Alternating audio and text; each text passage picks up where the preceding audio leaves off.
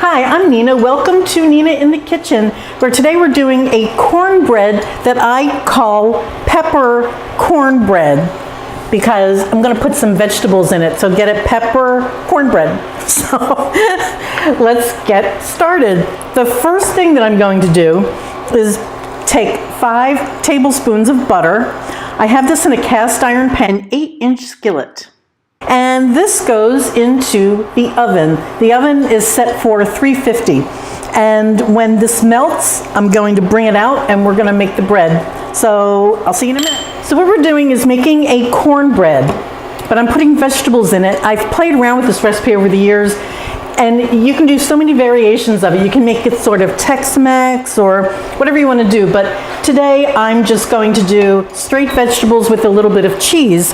So I have 1/3 cup of onion that goes in,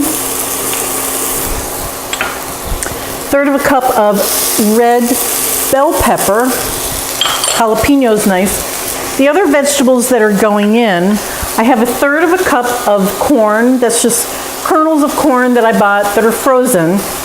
I have 1 small scallion because I just wanted the color more than anything. We already have onion in here, but I thought the scallion would be pretty. 1 ounce of cheese that has been grated. And this is what 1 ounce of cheese looks like. And when you grate it, this is how much it is.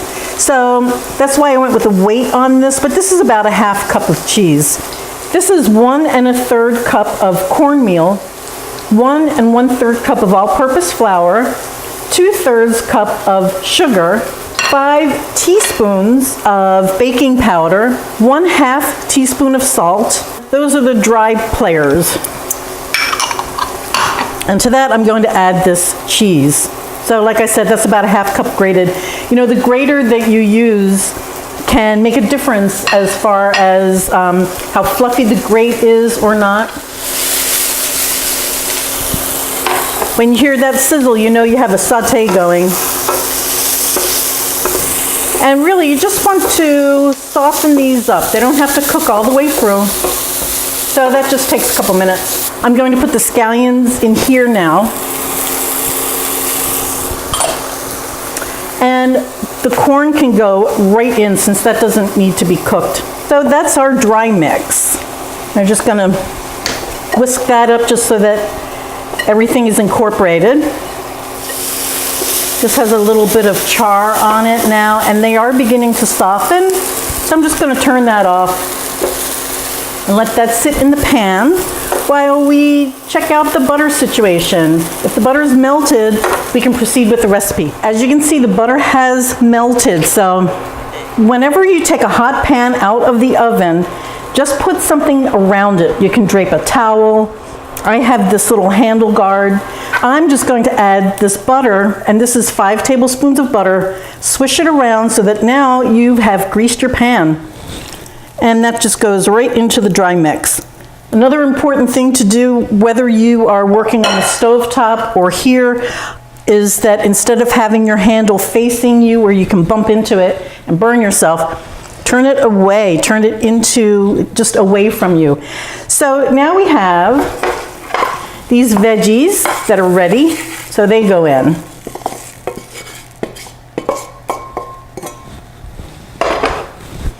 The cheese is already in here, and the rest of this is just 1 egg, which I'm going to beat.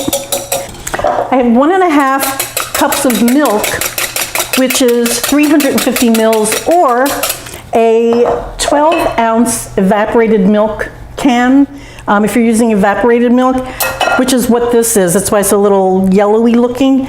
I just love that flavor in here. And now everything just gets mixed up together. And this goes in the oven.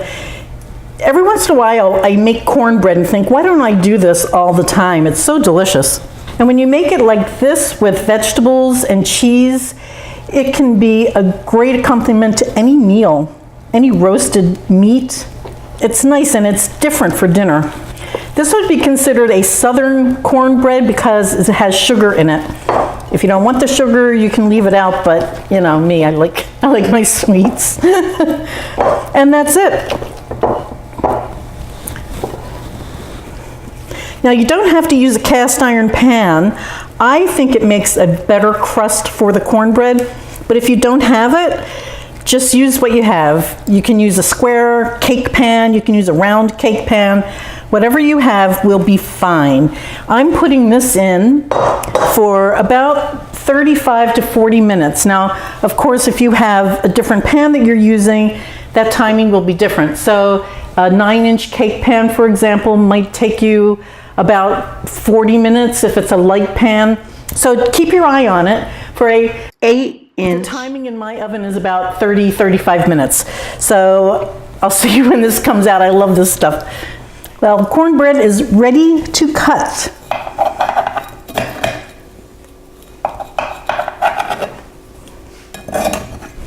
This is so delicious, and I've done this with hot peppers and all sorts of veggies, but this looks so good. Might be a little too hot to eat. No, I'm going for it.